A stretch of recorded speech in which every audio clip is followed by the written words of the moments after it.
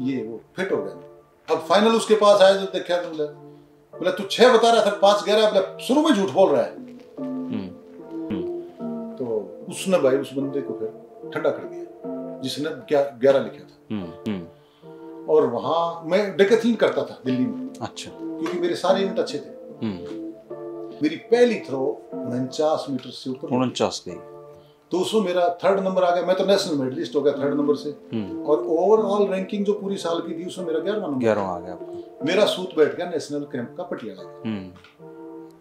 तो हमने वो क्या करा, लेग पीस 8-8 10-10 खा लिए और बाकी राशन पानी खा लिया। नमस्कार दोस्तों, आज हमारे साथ हैं डिगावा से शक्ति सिंह रांगी जी। और शक्ति सिंह रांगी जी से बातचीत बहुत दिलचस्प होने वाली है दोस्तों। सारे काम छोड़ के सिर्फ यही सुनना, जिंदगी के ऐसे अनुभव मिलेंगे आप याद रखेंगे। 1996 में और 2000 में 2 ओलंपिक में पार्टिसिपेट करने वाले और अलग अलग गेम में पार्टिसिपेट करने वाले इकलौते इंसान है भारत के शक्ति सिंह रांगी जी। अमेरिका में रहे हैं, अमेरिका की टॉप 5 जो यूनिवर्सिटी हैं उनमें इनका बेटा पढ़ा है। 6ठी नौकरी इन्होंने ज्वाइन की और अब ये जिस पद पर पहुंचे हैं वो भी हरियाणा के खिलाड़ियों के लिए एक वरदान साबित होगी दोस्तों। साई में चीफ कोच ये अपॉइंट हुए हैं और शक्ति सिंह रांगी जी की बहुत दिलचस्प कहानी है। और मेरा इसलिए भी इनसे एक बहुत प्यार भरा नाता है कि राय स्पोर्ट्स स्कूल में डिप्टी डायरेक्टर भी रहे हैं। चलो, फिर अब जीवन का दूसरा पड़ाव आपका है NIS कोच, ये सेकंड इनिंग बोल सकते हैं आप अब इसकी ये सेकंड इनिंग है और साई में चीफ कोच के रूप में। लेकिन मैं इसके बीच में एक बहुत दिलचस्प पहलू शायद छूट गया हमारा। आप अमेरिका कैसे जाना हुआ? आप अमेरिका के सिटीजन हैं आप अभी। हाँ। तो अमेरिका वाली क्या कहानी है? धर्मेंद्र भाई, अमेरिका की कहानी भी बड़ी मजेदार है। तो अमेरिका की कहानी ऐसी है कि मेरा एक दोस्त अमेरिका में पहुंच गया। अच्छा। उसने मुझे फोन करके बताया जब मेरी कभी बात होती। इकबाल सिंह? नहीं, इकबाल तो वो तो मेरे वैसे तो बहुत से दोस्त हैं। अच्छा। तो मेरा एक वहाँ दोस्त कपूर सिंह पहुंच गया, अपने सोनीपत के थे, वो एथलीट थे, मेरे साथ ही रहे। अच्छा। मेरे साथ CISF में रहे, कस्टम में थे पहले। तो जब वहाँ पहुंच गए तो उसने मुझे बताया कि भाई वर्ल्ड की जो टॉप 10 के किसी भी फील्ड का कोई बंदा हो, US गवर्नमेंट उसको ग्रीन कार्ड देती है। अच्छा। और अमेरिका में 93 वर्ल्ड पुलिस गेम्स में गया हुआ था और 96 अटलांटा ओलंपिक में। मैं अमेरिका 2 बार उससे पहले जा चुके थे। तो उसने मेरे कागज नेट से निकाल के मेरी तो मतलब सारी हिस्ट्री मतलब जो है इसके ऊपर है अपना, उन्होंने अप्लाई करवा दिया। वो नेट से निकाल के ना, अभी भी उसमें क्या बोलते हैं वो अपना विकिपीडिया उसमें सारी चीजें। तो उसने निकाल के मेरा अप्लाई कर दिया, मेरा ग्रीन कार्ड अप्रूव हो गया। अच्छा, वो घर बैठे ग्रीन कार्ड मिल गया? वो तो वर्ल्ड के टॉप 10 के किसी फील्ड के आदमी को देते हैं ना अमेरिकन गवर्नमेंट। उस टाइम तो था, तो मुझे पता नहीं क्या है। बोले तेरा ग्रीन कार्ड अप्रूव हो गया, चलो अमेरिका आ जा। अब मैं बच्चों को लेके अमेरिका चला गया, ऐसे ही जस्ट मतलब ग्रीन कार्ड के उसको। तो जब अमेरिका गया तो भाई इनको बच्चों को अच्छा लगा। तो मेरा लड़का उस टाइम पर 10वीं में था, तो 11वीं 12वीं बोले पापा अमेरिका में चलो, अमेरिका करेंगे। तो चल, हम तो ऐसे चल पड़े ना अमेरिका में। हमने क्या पता था अमेरिका में जाके कैसे काम होता है। तो अमेरिका में गए वहाँ पर जब हम पहुँच गए तो मैं 2-3 मेरे दोस्तों के पास गया तो बड़े अमीर तरह। एक बंदा तो डेमोक्रेटिक पार्टी का वाइस प्रेसिडेंट है मिशिगन स्टेट में। पर बताते हैं अपने नेताओं की तरह वो हवा में नहीं रहते, वो जमीनी है। वो बहुत अमीर तरह आदमी। उसके 10-12 लिकर स्टोर और बड़ा उसका तामझाम बहुत बड़ा था। तो वो मेरे बेटे को बोला पापा तो बहुत मामला दूसरे टाइप का है, आप यहाँ पर तो नहीं, दूसरी जगह चलो। एक और जगह गए, वहाँ भी बुलाने। फाइनली मतलब उसने कहा तो मेरे पास आ जा। वो न्यू जर्सी के फिलाडेल्फिया था। तो उसके पास गए तो वहाँ उसके घर पर जाके हमने घर जैसा महसूस हुआ। मतलब भाई परांठों की खुशबू है और मतलब पंजाबी माहौल। मेरे लड़के को बड़ा पसंद आया, बोला पापा आज मजा आया। तो वहाँ पर इसका मैंने एडमिशन करा दिया जहाँ उसके बच्चों की स्कूलिंग हुई थी। अच्छा। और उसके बच्चों की स्कूलिंग बहुत आउटस्टैंडिंग थी। फिलाडेल्फिया का वो बहुत अच्छा स्कूल था जिसमें मेरे बेटे का एडमिशन हुआ। और इसका जब ऐसे टेस्ट उस्ट लिया तो वो मतलब कैटेगरी में डालते हैं ABC, जहाँ कौन सी कैटेगरी में आपको उसको A में डाल दिया, टॉप की कैटेगरी में। तो मैं इसको डॉक्टर बनाना चाह रहा था। अच्छा। मेरी बेटी इंजीनियर है। तो मैं सोचा कि ये डॉक्टर बनेगा, ऐसे ही सोचते हैं बंदा, ये पता नहीं कि उसका क्या बनेगा, फायदा क्या है। अच्छा, ये बिल्कुल नहीं बनना चाहता था डॉक्टर। तो एडमिशन हुआ तो वहाँ से काउंसलर होती है लेडीज, एक कोई 17 साल की अंग्रेज लेडी थी, तो मेरे दोस्त की बेटी की साथ में। तो एडमिशन वाली प्रक्रिया जब चल रही थी तो आप क्या बनाना चाहते हैं, पेरेंट्स से पूछते हैं। तो मैं को डॉक्टर। लड़के का इंटरव्यू लिया, नहीं डॉक्टर नहीं, ये तो फाइनेंस का बंदा है, ये तो मैथमेटिक्स इसका। अच्छा, मतलब वो काउंसलिंग की, काउंसलिंग के अंदर ही मतलब 5-7 क्वेश्चन करेंगे, उसी में पता लग जाता है कि बंदे में ये कौन सी फील्ड का बंदा है। तो वो बोलती है अंकल ये इनकी जो आइडिया है बड़ा स्ट्रॉन्ग होता है, इसको ये जो बोल रही है वही करने दो, और ये क्या चाहता है, वो भी वही चाहता था जो वो लेडी चाहती थी। फिर तो कोई प्रॉब्लम ही नहीं, फिर तुम वो उसको कर ले। तो फिर उसका जो स्कूलिंग का जो लेवल था वो बहुत आउटस्टैंडिंग रहा मेरे बेटे का। अच्छा। वो उसका जो GPA 3.9 कंटिन्यू रहा out of 4। He is brilliant student. अच्छा, स्पोर्ट्स के अंदर भी वो यूएस का चैंपियन हो गया। अच्छा, हाँ, क्या गेम खेलते हो? शॉट पुट का। आप बड़ा ही? हाँ, मेरे बड़ा ही। अच्छा, मैं उसके बड़ा खिलाफ रहता था क्योंकि पढ़ाई लिखाई वाला बंदा है, ये शॉट पुट फेंकेगा, भटक जाएगा, 50-50 रहेगा। वो एक चीज में फोकस डाल के आगे तक जाए बंदा। और मेरे अंदर से दिली इच्छा थी धर्मेंद्र भाई कि मेरा बेटा वर्ल्ड की टॉप की यूनिवर्सिटी से ग्रेजुएट हो। जब अमेरिका आगे तो मतलब फिर पीछे मुड़ के क्या देखना। तो वहाँ ये हमारी फाइट होती, तो वो लड़की कहती अंकल जी आप दो प्राणी हो, बड़े जोर से बोलते हो, आवाज़ आपकी ऐसी है, क्यों नहीं करते वैसे? मैं तो बेटा ये कहता हूँ भाई, मैं भारत सरकार में अफसर हूँ, दिल्ली मेरी बैठने की जगह है, तो मैं यहाँ डंकी डंक पर काम कर रहा हूँ यार, मतलब फिर क्यों, मतलब ये काम खेल वाला तो पटियाला कर लेंगे। मैं बड़ा ट्रे ठानी पड़ रही है, क्यों, तो काम थोड़ी है मतलब ये। तो मैं इसके लिए कर रहा हूँ ये। तो बोला कैसे तारी सेटिंग बैठे, वो काउंसलर के पास ले गए। बोला अंकल की और बेटे की इस बात के ऊपर सेटिंग नहीं बैठ रही। बोला क्या चाहते हो मिस्टर सिंह? मैं चाह रहा हूँ मेरे दोस्त के बेटे का एडमिशन हुआ ना, मेरे बेटे का एडमिशन उसी लेवल में की यूनिवर्सिटी में, मतलब मैं जो आईवी लीग का मुझे पता लग गया था उसके थ्रू। आईवी लीग जो होती है वर्ल्ड की टॉप 10 यूनिवर्सिटी यूएस में। अच्छा, मुझे इसमें होना चाहिए। बोला फिर क्या है, तो हो जाएगा, तो अच्छा बच्चा है। मुझे कैसे हो जाएगा? बोला हर सेकंड सैटरडे, मतलब महीने में 2 बार हम टेस्ट लेते हैं जो पढ़ाया है, और उसी के हिसाब से हम उसका जीपीए टेस्ट सेट करते हैं। बोला आपका मेल दे दो, उसमें मैं भेज दिया करूंगी कि आपके बच्चे की क्या पोजीशन है। अगर इसका रिजल्ट 3.9 से नीचे हो तो इससे पंगे करना आप, नहीं तो इसको छोड़ दे, अपनी पढ़ाई पूरी कर रहा है, जो मर्जी करे। मुझे तो इच्छा होगा। वो मेल थी नहीं, मेरे उस बेटी ने उसमें मेरी मेल बनाई, उसको दी। बोला अंकल जी ये मेल है, कंप्यूटर में ऐसे है और आपने ऐसे खोलनी है, ये चीज़ देखनी है। भाई मैं सिर्फ इतना ही सीखा, कंप्यूटर तो था ही, उसका स्कोर चेक करना, उसका स्कोर चेक करना और बंद कर देना। और वो उसने बताया वैसे, अगर उस लेवल पर है तो फिर मैं उसको कुछ चर्चा करता। तो क्या नहीं होने, 1 साल हो गया, मेरे को वो परफेक्ट लगा। एक दिन सैटरडे को रात के 2 बजे उसका फोन आया, मैं डंकी डोनट पर काम कर रहा था। बोला पापा मैं यूएस का चैंपियन हो गया।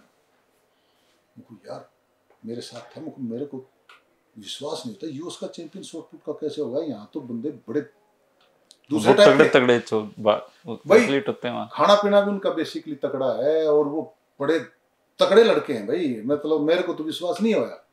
अच्छा, वहां जो जॉन गोडिना एक अमेरिकन चैंपियन है शॉट पुट डिस्कस का, वर्ल्ड थ्रोज एकेडमी है उसकी। अच्छा, उसके साथ मैंने वर्ल्ड में कई मतलब कंपटीशन करे, मेरा बड़ा अच्छा मित्र है, अपने इंडिया में आया था। अच्छा, तो मैं उसको एयरपोर्ट पर भी मिला, मैंने उसको ताजमहल गिफ्ट करा, तो बड़ा खुश हुआ। हमारी एसोसिएशन काफी अच्छी थी, एक दूसरे को मिलते थे, कहीं नाम से बोलते थे, गले मिलते थे। वो मुझे कुछ बताता भी था कि भाई आप ऐसे ट्रेनिंग करो, ये करो, वो करो, लिटिल बिट जो भी होता था। तो उसने वो सिलेक्शन मतलब यूएस के स्कूल से सिलेक्ट करते हैं वो, जैसे आजकल हमारे यहाँ शुरू हो चुके हैं ये प्लान। अच्छा, वो वहाँ उस टाइम पर थी। तो उसने कहा कि तुम आर यू जर्मन? तो उसका कलर देख के ना थोड़ा सा गोरा छिट्टा बंदा, भाई ये जर्मनी का होगा, क्योंकि वो उसके इंडिया का आदमी यूएस का चैंपियन कैसे हो जाए, तो मतलब हो ही नहीं सकता। यहाँ तो अपने तो जाते हैं ना पटाखू टाइप के आदमी। तो उन्होंने बोला सर मैं I am not German, I am Indian. हैरान हो गए, इंडियन तेरे परिवार में कोई बंदा काम गेम करता है? मेरे पापा ओलंपियन है। कौन? शक्ति सिंह। शक्ति सिंह का लड़का है? हाँ। कहाँ तेरे पापा? बोले यहीं। मेरी बात करा। वो बोला मैं सुबह तेरे घर आ रहा हूँ तेरे बेटे के साथ। वो सुबह आ गए, मैं भी वही पूछ गया टाइम पर, कॉफ़ी पिलाई उसकी। बोला अपने बेटे को +2 के बाद मुझे दे दे, मैं इसको ओलंपिक चैंपियन बनाऊंगा। ये नेक्स्ट ओलंपिक चैंपियन है विदाउट एनी हेजिटेशन। इसकी जो स्टैंडिंग थ्रो और घूम के थ्रो में 5 मीटर का फर्क है, ये वर्ल्ड में किसी का नहीं है। It's a very big talented boy. आप कन्नू हो रही है पढ़ाना है? मैंने मुझको बिल्कुल नहीं भाई। अच्छा, उसको ये पता नहीं था कि इसकी पढ़ाई का लेवल क्या है। मैंने कहा मुझको John he is brilliant student and I want he will study in big university. बोला ना ये मुझे दे दो। नहीं छोड़, मुझे चक्कर में पढ़ता ही नहीं, मुझको मेरा एक सूत्रीय कार्यक्रम है। फिर मैंने उसको वैसे ही मजाक में बताया, मेरे बेटे को कहा तू समझा दी इसको अगर समझ ना आए। मुझको मैं इसकी ऐसी लड़की से शादी करूंगा जिसके 4 बच्चे हों और उनमें अगर हमारे जैसा डीएनए का कोई पैदा होगा उस पर पूरी फोकस करेंगे, क्योंकि उस टाइम पर हमारे पास सारी चीजें होंगी, पैसा भी होगा, खाने पीने का भी होगा। चलो वो अवसर मिलने वाला है आपको। नहीं देखिए बात है नहीं, उसको दिल की बात जो चलती है ना धर्मेंद्र भाई, तो वो बड़ा आशा बोले इतने फ्यूचर की बात देखता है, अभी तो तेरे पास ही प्रेजेंट है, वो 3-4 होते तो बात बन जाती। लेकिन मेरी एक ही लड़का है कहता, हर आदमी का ये होता है ना, भाई मैंने स्पोर्ट्स करा, मैं सारी उम्र स्पोर्ट्स कर रहा हूँ, तो स्पोर्ट्स का अब चेंज हुआ है, उस टाइम पर इतना चेंज था नहीं, आप कोई फ्यूचर नहीं दिखता था। बिल्कुल। अब ये देख लो ना कि मेरे एशिया अब तो आप देख रहे हो कि घर घर में मतलब लोगों, मेरे एशिया में सबसे ज्यादा मेडल, मैं इंडिया का पहला एथलीट जिसने 60 मीटर का बैरियर क्रॉस कराया, 19 मीटर का बैरियर क्रॉस कराया, 20 मीटर का बैरियर क्रॉस कराया, इवन मैंने 21 मीटर भी एक बार के कंपटीशन में लगाया। सबसे ज्यादा मेडल लेने वाला एशिया का, 15 बार नेशनल रिकॉर्ड किया और सबसे ज्यादा एशिया मेडल और record breaking athlete. Very simple. लेकिन जिस आदमी ने 1 मेडल लिया ही गॉट बिग अवार्ड्स, लेकिन मैंने कभी किसी को ये नहीं कहा कि भाई ये चीज होनी चाहिए, तो ये चीजें मैंने देखी, फेस करी, और एक सच्चाई से अगर आप चलते हैं तो उस दौर में वो चीजें नहीं थी। अब अर्जुन अवार्ड मुझे कैसे मिला, ये बीच में ये अवार्ड की बात आई जो मुझे ध्यान आ गया, मैंने इसके लिए फॉर्म अप्लाई नहीं किया अर्जुन अवार्ड के लिए। अटलांटा के अंदर एक साउथ इंडियन स्पोर्ट्स मिनिस्टर होते थे, वो आ गए, तो मैं धनराज पिल्ले और महेश मुफ्ती और लेंडर पेस, हम एक बिल्डिंग, लेंडर पेस ने तो उसमें मेडल भी जीता था, हम एक बिल्डिंग में, लेंडर पेस मेरा बड़ा अच्छा दोस्त है, महेश मुफ्ती भी, धनराज पिल्ले बहुत बढ़िया, अच्छा, हाँ बहुत बढ़िया। तो हम नीचे उतर रहे थे, तो नीचे जो है वो महेश मुफ्ती और वो दूसरा लेंडर पेस बैठे हुए कॉफी पी रहे थे, बोले आजा मैन कॉफी लिया, वो हमारे साथ में वो था मैकडोल का, हर टीम के साथ में मैकडोल का वो था पूरा, वही आज खाना पीना आपको खा सकते हो, मैच अलग था। अच्छा, तो मैं भी अपने कॉफी लिया, पीने लगे, इतनी देर में वो खेल मंत्री आ गए, वो इंडियन पता लग गया, 2-4 बंदे और साथ में, धनराज पिल्ले भी आ गए, तो फिर वो मैं तो भाई खिलाड़ी तो परफॉर्मेंस के हिसाब से वो सीनियर, लेकिन मैं भी इंडिया का चैंपियन था, एशिया का मेडलिस्ट था और उम्र में उनसे बड़ा हूँ, तो वो मेरे भाई साहब बोलते थे, वो यार मंत्री जी आ गए, धनराज पिल्ले बोले आप बैठो मैं कॉफी और खाने के लिए लिया, तो वो नहीं धनराज मैं जाता हूँ तेरे साथ, धनराज की तो भाई स्टार खिलाड़ी मैच मुफ्ती हो रही है, तो वैसे एक वीआईपी स्पोर्ट्स, तो हम सारे उठ के वहां गए, उनको बैठाया, वेलकम करा और उनके लिए स्नैक्स वगैरह कॉफियां वगैरह लिया, तो मंत्री जी ऐसे पूछने लगे, महेश मुफ्ती अर्जुन अवार्ड, महेश मुफ्ती को मेरे साथ अर्जुन अवार्ड मिला था, लेंडर पेस को पहले मिल गया, धनराज पिल्ले को मिल गया, बोला जी ये शक्ति सिंह एशिया का मेडलिस्ट है, नेशनल रिकॉर्ड होल्डर है, are you Arjun award? No sir, still not. अच्छा, इतनी परफॉर्मेंस पर तो, बोला सर इतनी परफॉर्मेंस है, इससे नीचे की परफॉर्मेंस पर मिल जाना चाहिए, बोला फिर तो मिल जाएगा इसको, परसों 2 दिन बाद मेरी मीटिंग है, अपना नाम लिखाओ, मेरा नाम लिख लिया, और वही तीसरे दिन मैसेज आ गया कि महेश मुफ्ती को और मेरे को Arjun award without a form apply करे। तो कई बंदे ऐसे हैं जिनको पद्म श्री मिल गया 1 मेडल के ऊपर, और एक 9 मेडल ले रखे, 8 मेडल ले रखे हैं, बंदे को बोला यार कौन है, लॉबिंग नहीं हुई ना, लॉबिंग का मतलब पॉलिटिकल लॉबिंग, क्योंकि एक तो ये होता है ना जो स्टार्टिंग बताया कि भाई ऐसे चलने वाला, सीधा अपने रास्ते पर जाना, रास्ते पर सीधा साधा जीवन था ना, अभी भी वैसे ही है। तो अब जो चेंजिंग है स्पोर्ट्स फील्ड के अंदर, अब कैरियर है, आप एशिया के अंदर मेडल ले लो, आपको नौकरी करने की जरूरत नहीं, आपके पास काफी पैसा आ जाएंगे, और ऐसे टैलेंट देश में भरे पड़े हैं।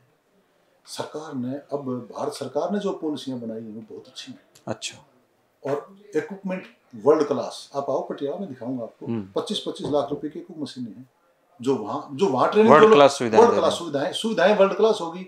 तो आपके पास कौन बच्चे पहुंचते हैं जो यहाँ से? वो आते हैं, जैसे खेलो इंडिया एक नई स्कीम आई है, खेलो यूनिवर्सिटी एक नई स्कीम आई है, और फिर ये मतलब जो है ना अपने एसटीसी की स्कीम है, और बहुत सी स्कीमें ऐसी हैं। वो टॉप बच्चे आपके पास आते हैं? वो सारे जो सिलेक्टेड बच्चे हैं उनको सिलेक्ट करके, अब ये एनसीओई जो बनाई है नेशनल की, जो मतलब बेस्ट स्कीम है, अच्छा, इसके अंदर वो बच्चे आते हैं जो जिनका प्लेटफॉर्म बनाने की जरूरत है, और वहां सरकार अच्छे कोचेज को लगा रही है। तो ये रिजल्ट अभी स्टार्ट हुआ है ना अभी ये, तो ये रिजल्ट अगले आने वाले देखो 4 साल में इतना जल्दी। तो आप प्रशासनिक भी देखोगे या फिर अपना जो गेम वाले बच्चे भी तैयार करोगे? मेरा तो टारगेट सिर्फ ये होगा कि जो अपने बच्चे हैं उनकी स्किल ऐसे डेवलप की जाए कि वो ओलंपिक को मेडल लें। उसके साथ सारी चीजें जुड़ जाती हैं, एडमिनिस्ट्रेशन भी जुड़ जाता है आपको, मतलब जैसे मैं चीफ कोच हूँ, भाई इंडिया का अगर आदमी जो चीफ कोच होगा तो वो उसका डायरेक्ट लिंक ऊपर होता है, वो पूरा मतलब हायर अथॉरिटी से बात होती है कि हमारे बच्चों को ये चीज चाहिए, और उसका रिजल्ट भी देना होगा ना।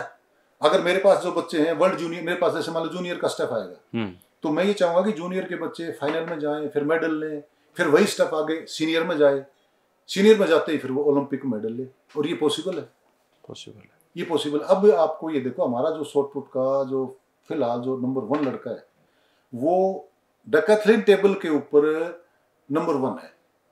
तो इस इवेंट के अंदर मेरा जो इवेंट था शॉर्ट पुट, इसमें तो हम मेडल के बड़े नजदीक हैं परफॉर्मेंस वाइज। जैसे नीरज का, हमारा जो बहुत प्यारा बच्चा है, उसका गोल्ड मेडल आ गया। तो लोगों का रुझान है इस तरह के गेम में, ये इनमें रुझान है, इनमें हम परफॉर्मर हैं इस लेवल के, अच्छा, कि हम ओलंपिक में मेडल ले सकते हैं। बस ये है कि अब वो चीजें जो थी अब वो मिलनी शुरू हो गई, और स्पोर्ट्स अथॉरिटी ऑफ इंडिया का जो एडमिनिस्ट्रेशन है, भारत सरकार जो कर रही है, ये सच में बहुत अच्छा कर रही है। अच्छा, अगर आप एक बार जाके देखें ना, तो आपको ये लगेगा कि यार मैं अमेरिका तो नहीं आ गया, मैं बाहर तो नहीं आ गया। जो मशीनें हैं, फिर आपके पास फिजियो भी है, मशहूर भी है, मतलब जिन चीजों की जरूरत है प्रोवाइड हो रही है, डाइटिशियन भी है, मतलब 5-6 लोगों की जो जरूरत होती है वो सारे के सारी चीजें अब आपको मिल रही हैं। पहले जैसे आपको इंजरी होगी, अब मैं शॉर्ट पुट में क्यों आया, स्पोर्ट्स इंजरी का तो अब अलग से ही, मेरे को इंजरी होगी लिम में हुई आपके इसमें, जब मैं लॉन्ग जंप करते थे, हाई जंप, जब मेरी परफॉर्मेंस डिस्कस थ्रो में एशिया का मेडलिस्ट हो गया, उसके बाद मेरे लेफ्ट नी के अंदर इंजरी आ गई। हुआ क्या कि जैसे बारिश आ गई, आपने बताया था उस पे लगा, बात नहीं वो तो स्टार्टिंग की स्टोरी। अच्छा, उसके बाद लगी, ये तो 80 की स्टोरी बता रहा था, ये बता रहा हूँ मैं 90 की कहानी। अच्छा, 91-92 की बात है। तो मेरे नी के अंदर जो है एक इंजरी हो गई, और इंजरी कैसी थी कि जैसे मान लो मैं थ्रो कर रहा हूँ, बारिश आ गई, कोच बोलता नहीं अब वेट ट्रेनिंग करेंगे।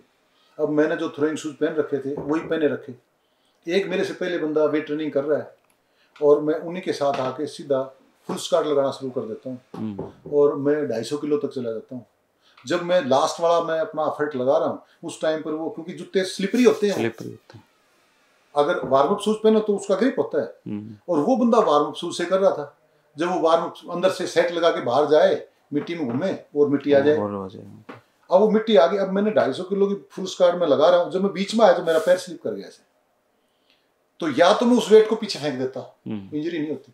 अब मेरा पैर का बैलेंस गलत हो गया, और मैंने पूरा जोर लगा लिया और मैं ऊपर उठ गया, तो मेरा मेनिस्कस जो है वो रैप्चर हो गया। अच्छा, अब वो मेनिस्कस रैप्चर होने से फिर मेरे धीरे धीरे पेन शुरू हो गया, चढ़ना उतरना दिक्कत आने लगी। बाद में फिर उसका एक डॉक्टर राजगोपालन होते थे, उसने ऑपरेट किया। अब ऑपरेट करने के 2 महीने बाद में फिर मैं एशिया में फिर मेडल ले लिया, मैंने शॉर्ट पुट के अंदर ले लिया। डॉक्टर ने कहा कि आप डिस्कस नहीं फेंक सकते, क्योंकि शॉर्ट पुट को तो मैं फेंकता रहा हूँ नेशनल लेवल तक, तो मैं कुर्सी पर बैठ के प्रैक्टिस करता रहा, मैं इसको हटा दिया, मैं बाकी बॉडी से काम करती रहेगी। अब स्ट्रेंथ ज़्यादा थी, तो मैं 2 महीने की तैयारी के अंदर मैं शॉर्ट पुट में टर्न हो गया, एशिया मेडल आ गया। एशिया मेडल आने के बाद फिर मैं शॉर्ट पुटर हो गया, फिर शॉर्ट पुट की कहानी शुरू हो गई। ये सब मतलब अब अच्छा, ये अब तो आप जब NIS में चले जाओगे तो अपने जो हरियाणा के बहुत सारे खिलाड़ी वहाँ आते हैं, तो वो आपके उनके लिए बहुत हेल्पफुल रहोगे। नहीं, वो तो अब पूरे देश के लिए तो मतलब हमारा मकसद तो ये ओलंपिक मेडल लेना है, मतलब वहाँ टारगेट भारत है। नहीं, केरला का हो, चाहे वो भिवानी का हो, चाहे वो अमृतसर का हो, जो बेस्ट बच्चा है वो हमारा है। मतलब देश के रूप में सोचना है, बुरी सोचना नहीं। जब आपको डेजिग्नेशन एक नेशनल का दिया गया है, नेशनल चीफ कोच है आप एक इंडिया के आप चीफ कोच बना दिए, तो फिर इंडिया के बना दिए, तो फिर आपके लिए तो सारे बेस्ट जो है वो आपके लिए बेस्ट है, बेस्ट है वो आपके लिए बेस्ट, और होना भी चाहिए, क्योंकि अब तो चांस बनता है ना मेडल का। आप तो ना बीच में टाइम मिले तो बच्चों को गाइड किया करो आप कहीं कार्यक्रमों में जाके। मैंने जो है ये मेरी तो कई प्लाने थी। अब मैं जैसे यहाँ मेरा ज्वाइन हो गया, उससे पहले मैं सोचता था अपना जो एरिया है, खासतौर पर मेरा जो लोहारू एरिया है, अब लोग क्या सोचते हैं, कई बार लोग ये सोचने लग जाते हैं यार ये क्यों आया, क्या इंटरेस्ट। हाँ, वही चुनाव तो नहीं, मेरा इंटरेस्ट तो सिर्फ सीधा ये था कि भाई अपना टैलेंट बहुत ज्यादा है। अब जैसे स्कूलों में जाके कुछ मतलब ऐसे अभी भी कोशिश करेंगे, कुछ खोजा जाए ऐसे बच्चे हैं। मैं तो मतलब इसमें रहूंगा कि भाई अभी, क्योंकि परमात्मा ने आपको वो चीजें दी हैं जिनकी आपने कभी कल्पना भी नहीं की, कभी कल्पना नहीं की, सच में कल्पना। और जो अभी आपकी लाइफ की जैसे स्टोरी सुनी तो मुझे लगा कि आपको जिंदगी ने चलाया आगे, मतलब आपके कोई टारगेट नहीं रहे बड़े लाइफ के, कोई टारगेट नहीं, अब मिलते गए छोटे छोटे करके फिर आप बड़े। मतलब मेरा अभी तक भी धर्मेंद्र भाई है कि मैं चलता गया अपने आप चीज कुदरती तौर पर। हाँ एक चीज और, अब आप देखिए आप रिटायर हो रहे हैं, नेक्स्ट डे ज्वाइन कर रहे हैं। अगर मैं 60 साल का हो जाता, एक दिन ऊपर हो जाता तो नहीं मिलती है। तो जिंदगी चला रही है। मेरे दिल की इच्छा थी कि मैं यार कुछ करना चाहता हूँ, मतलब मेरा दिल करता है कि मेरे बच्चे मिले और मैं उनको कुछ कराऊं। तो कुदरत ने ये 1 महीने के बाद निकालते तो नहीं बनती बात, अभी इन्होंने निकाल दी तो बात बनी। हमने अप्लाई किया, हो गया। हाँ अप्लाई किया, मैं इंटरव्यू दिया और वो मतलब कहाँ पोस्टिंग चाहिए, यहाँ चाहिए, बोले यहाँ दे देते हैं। अब वो अपॉइंटमेंट लेटर शायद 2-4 दिन में वो दे देंगे। इसकी एक स्टोरी और बताऊं धर्मेंद्र भाई, देखो बातें याद आ जाती हैं कई बार। मेरी दादी जो है वो 100 साल से ऊपर होके इस दुनिया से गई। मैं मेरी दादी के पैर दबाता था डेली, और मुझे किसी ने नहीं कहा। मेरे फादर अपने फादर के पैर दबाते थे। मेरे फादर और 5 भाई, 3 भाई, 8 थे टोटल। मेरे फादर अपने बाप के पैर दबाते थे, वो कब्र के लाते थे, सब मैं अनपढ़।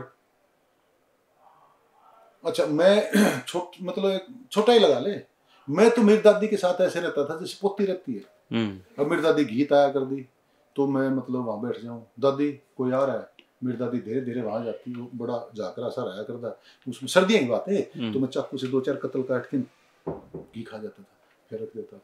फिर मैं उसकी मदद करता था, लीकड़े तोड़े, चूल्हे में डालने, ये करना वो करना। फिर वो मैंने एक कटोरी में घी डाल के दे देती थी। मैं मेहनत करता था ना उसका फायदा, और मैं करता था वो झाकराले के लिए, जो मतलब दानेदार सा घी होता था उसको खाने के लिए। तो कहने का कि मेरी दादी के मैं पैर दबाता था रेगुलर, रात को शाम के टाइम खाना में ले जाके दादी खाना खा ले, पैर दबाते। वो मेरे फादर के मेरी मदर के साथ भी मैं, हम जैसे 3 भाई 1 बहन है, सारे अच्छे हैं, लेकिन मैं अब ये करता हूँ, माँ के पाँव दबाते हो। मैं बापू के भी माता के, मेरे को नींद नहीं आती जब तक मैं नहीं दबाता। मुझे किसी ने नहीं कहा। मेरे फादर बोलते थे यार दर्द नहीं करे तो क्यों में रहा है, सो जा, ऐसे ही बोल देते थे। मैं बापू मेरे को मजा आता है। मैं इस चीज के मेरे ध्यान में रहती थी कि यार मेरे से बापू बड़ा है, पहले जाएगा, जन्म तो इसने दिया है ना। जब इस आदमी ने मुझे जन्म दे दिया तो इससे ज्यादा यार कोई किसी और तो किसने क्या भाई, जन्म जिसने दे दिया उससे बड़ी चीज तो भगवान भी नहीं देता। थैंकफुल रहते थे आप? थैंकफुल नहीं, मैं मतलब मजा लेता था उस चीज के कि यार ये शरीर है, इस शरीर ने जन्म दिया है शक्ति सिंह, इस शरीर ने जन्म दिया, नहीं तो तू कहाँ था।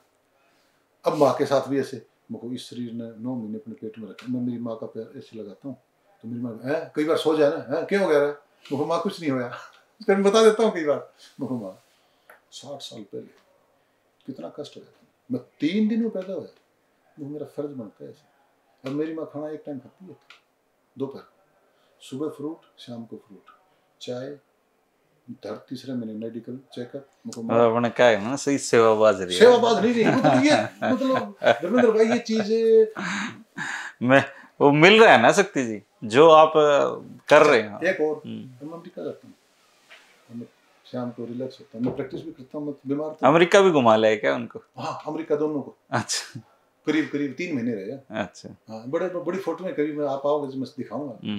तो मैं जाता हूँ जैसे अमेरिका, मेरा लड़का पापा एक्यूप्रेशर कर दूँ, पैर दबाता है, धर्मेंद्र भाई इतना आराम होता है।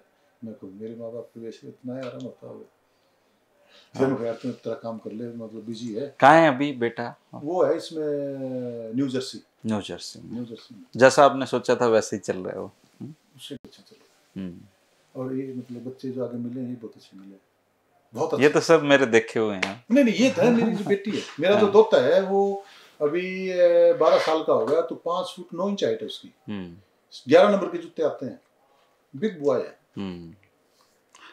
और जो उससे छोटा है वो उससे भी ज्यादा बिग बॉय है। जेनेटिकली आ रहा है ना वो, तो 7 पीढ़ियां, मदर्स की 7 पीढ़ियां पिता की। नहीं आगे चौसा वाला परिवार भी तगड़ा है। चौसा तो पहलवान थे। मेरा जो दामाद 6 फुट 3 इंच का है, बेटी 5 फुट 7 इंच की है। तो अच्छा ये भी पहलवान थे, इधर वाला परिवार भी। ये तो पहलवान था ही था। अच्छा वो फिर वो 15 किलो तो दूध लेते हैं, इतना 15 किलो दूध 3 ग्राम लिया जाए, खाने पीने वाले मस्त मलंग तगड़े। ये कुदरत का खेल है, सारा कुदरत करती है। बंदा कोई कुछ कर ही नहीं सकता धर्मेंद्र भाई। अब जैसे आज आपसे मिल रहे हैं, हम पहले मिले नहीं, लेकिन मुझे ऐसा लग रहा है आपके साथ कि आप बहुत पहले से ही जानते हैं वैसे। यार मैं तो आपको फॉलो करता रहता हूँ, मेरे को अच्छा लगता है आपकी जो शैली है पूछने की और लोगों से बात करने की। खैर वो तो पॉलिटिकल लोग हैं, वो थोड़ा सा दूसरे ढंग से बात करते हैं जी, और हम तो वही करते हैं जो बीती है। मेरी तो खुशनसीबी ये है कि मैं मतलब इस पेशे में आप जैसे लोगों से मिलता हूँ। मतलब मेरा बचपन से ये इंटरेस्ट था, मैं वो आदमी हूँ जो यही बनना चाहता था बस। और मैं अपनी जिंदगी, मुझे कभी लगा नहीं कि मैं कोई काम कर रहा हूँ, मैं खेल के जाता हूँ बस। मुझे इस काम में इतना मजा आता है, मैं इतना आनंद आता है कि मुझे लगता नहीं मैं कोई नौकरी कर रहा हूँ कभी भी। धर्मेंद्र भाई, ये जो सेवा है ना, ये सेवा आज के युग में जो इलेक्ट्रॉनिक मीडिया है, ये जो दुनिया को आप जो मैसेज देते हैं, अगर कोई इसको फॉलो करे, और करते हैं आजकल, करते हैं भाई साहब, बहुत शक्ति जी, बहुत लोग फॉलो करते हैं। और मुझे व्यक्तिगत तौर पे जिंदगी की ऐसी ऐसी चीजें सीखना, अब जैसे आपका 62 साल का अनुभव है ना, उसका निचोड़ मैंने ले लिया आज। तो अब ये मैं जब डिलीवर करूंगा ना सोसाइटी को 20-20 में, तो उससे बहुत लोग सीखते हैं इन चीजों से ना। अब मान लो कोई स्पोर्ट्समैन इसको देख रहा है, तो वो कई सारे सबक आज सीखेगा कि भाई 2 चीजों पे ध्यान डाइवर्ट मत करो अपना, इंजरी से किस तरह बचो आप, और आपकी अपने माँ बाप के प्रति कैसी सोच होनी चाहिए। अगर सोच अच्छी नहीं है तो हाँ, कुछ नहीं कर तो ये सारी चीजें आपका 62 साल का, इसमें ये जितने मिनट का भी 15-20 1 घंटे कितना बना है, 40-45 मिनट में सब कुछ आ गया आपका जिंदगी का। अच्छा एक और बताता हूँ, मैं इस चीज से हट के बात कर रहा हूँ। अब देखो हर आदमी के विचार होते हैं। अब जैसे आप जैसे बंदे, मैं सोच रहा हूँ, मेरे विचार हैं ये, कुछ टाइम के बाद जब समय मिलता है कि भी ऐसे बंदे जिनकी सोच सोसाइटी के लिए बेस्ट है, विदाउट एनी इंटरेस्ट, कोई इंटरेस्ट नहीं है भाई, इंटरेस्ट सिर्फ ये है कि आप अच्छे मानव बने। हाँ। तो ऐसे लोगों की एक टीम बनके और वो एक मैसेज डिलीवर करे, किसी के समझ में आए ना आए, उन बच्चों में जिनको जरूरत है, विदाउट इंटरेस्ट। क्योंकि अगर इंटरेस्ट बीच में आ गया ना तो फिर तो दुनिया दूसरे लाइन पे जाती है। विदाउट इंटरेस्ट आप सच्चाई से, वो एक्सपीरियंस वाले लोग, अब जैसे मेरे कई अच्छे मित्र हैं, जैसे मान लो धनराज पिल्ले हो गया, महेश मुफ्ती हो गया, वो हो गया, पीटी उषा हो गई, और मतलब बहुत से आउटस्टैंडिंग स्पोर्ट्समैन हो गए, जैसे नीरज बच्चा है अपना, ये हो गया। इन बच्चों का मैं सोचता हूँ कई बार ये जो पर्सनैलिटी है, इनको एक इस ढंग से मतलब थोड़ा सा यूज कराया जाए सोसाइटी के लिए, नहीं तो जिस आदमी के पास बहुत एक्सपीरियंस है, हम सोसाइटी को देना भूल गए हैं। अगर सोसाइटी को आप नहीं दोगे तो मर जाओगे। मैंने ऐसे आदमी जीवन में देखे हैं जो मेरे जीवन में अगर मुझे इतना गाइड कर देते हल्का सा, तो और ज्यादा अच्छी परफॉर्मेंस होती, बहुत ज्यादा होती। लेकिन बोले इसने बता दी ना तो बोला गड़बड़ हो जाएगी, बोला ये तो उसने भी जाना है, मतलब नेगेटिविटी आगे अड़ के। ऐसे तो वैद खत्म हो गए हमारे। हाँ। आगे दिया नहीं किसी को ज्ञान, नहीं वो मतलब उखाड़ देना धर्मेंद्र भाई। आगे बोला इस आदमी को अगर हम हाँ लिया है ना तो बोला हम गए काम से। उनकी जो आदतें हैं वो निकम्मी आदतें हैं। तो ऐसे लोग कम हैं, वैसे अच्छे लोग बहुत हैं सोसाइटी में। आपको बढ़िया डॉक्टर मिल जाएंगे, बढ़िया एजुकेशन के मिल जाएंगे, बढ़िया स्पोर्ट्स के, समाज के। यार कई तो ऐसे आदमी हैं जो बहुत डोनेट करते हैं। मेरा बेटा बता रहा था एक बार, कॉर्नल के अंदर एक बोर्ड लगा हुआ है, ये रघुराम राजन था शायद, या ये अपना ये वाला कोई मतलब बड़ी पर्सनैलिटी है, उसने वहां पर $50 लाख डोनेट करे अपनी यूनिवर्सिटी को। उस यूनिवर्सिटी से पढ़ा है वो बंदा, इंडियन है, अपनी यूनिवर्सिटी को दिया है, अपनी यूनिवर्सिटी को। देखिए जब भी कोई बच्चा बाहर जाता है और वो स्कॉलरशिप लेता है, वो स्कॉलरशिप कोई तो दे रहा है सर। तो अपने अगर इंडिया में ये चीज हो जाए, मैं अक्सर अपने वीडियो में कहता हूं कि हम ये पूछते हैं कि सोसाइटी ने हमें क्या दिया, हम कभी ये सवाल नहीं करते कि हम सोसाइटी को क्या दे रहे हैं। आप फाइनेंस वाले नहीं भी दो, लालची हो, हाँ, आपका जो वैसे एक्सपीरियंस, आप 10 पेड़ लगा दो, आप अपना एक्सपीरियंस डिलीवर कर दो, आप कुछ भी कर दो, लेकिन दो बदले में। पेड़ वाली बात आई, अब जैसे हम पटियाला में रहता हूँ, मेरे फादर ने 3-4 फ्रूट्स के पेड़ लाए हैं, नीम के लाए हैं, दिखाऊंगा मैं। अब उनको कौन से फल खाने थे? ना वो शौक था, बोले अरे मतलब बोले ये जो वहां पर 5-6 आम के पेड़ है, नीम के, बोले वो फल भी देते हैं। किसी ने तो लाए होंगे जिसके हम खा रहे हैं। ऐसे हमारे घर में आप जाओगे कभी तो देखना सरसों के 5-4 पेड़ ला रखे हैं, जो बड़े बड़े भैंस डांगर नीचे बैठे। तो ये सोच होती है नहर में, ये सोसाइटी को दिया जाता है। चलो दोस्तों, ये थे शक्ति सिंह रांगी जी, और इनका ढिगावा गाँव है। अभी ये पटियाला में साई में चीफ कोच हैं, और बहुत अलग और दिलचस्प कहानी थी। भारत के पहले ऐसे ओलंपियन हैं जो 2 स्पोर्ट्स में पार्टिसिपेट जिन्होंने किया है, और आप कोई सवाल मेरा रह गया हो, काफ़ी लंबी चौड़ी बातचीत थी, 2-3 हिस्सों में देनी पड़ेगी, और कोई सवाल अगर रह गया हो तो आप कमेंट कर सकते हैं। मैं रांगी जी से कहूँगा कि वो पढ़ के आपको उनका जवाब भी दे। शुक्रिया जी, आपने इसमें। Thank you.